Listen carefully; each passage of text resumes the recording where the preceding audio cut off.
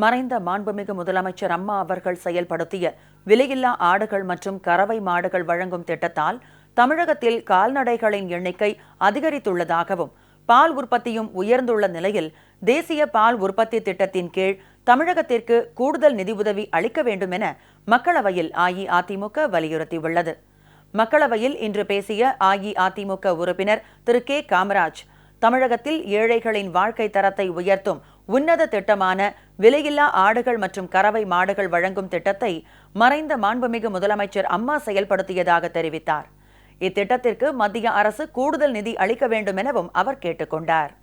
புரட்சி தலைவர் அம்மா started a scheme free distribution of milk cows, goat and sheep in Tamil Nadu from the year 2011, madam.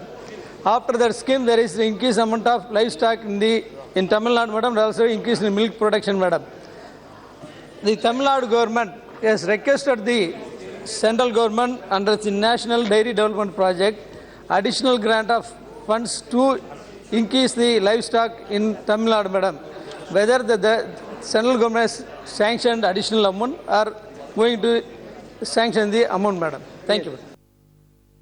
திரு காமராஜின் கோரிக்கையை பரிசீலித்து நடவடிக்கை எடுப்பதாக மத்திய அமைச்சர் திரு ராதாமோகன் சிங் உறுதியளித்தார்.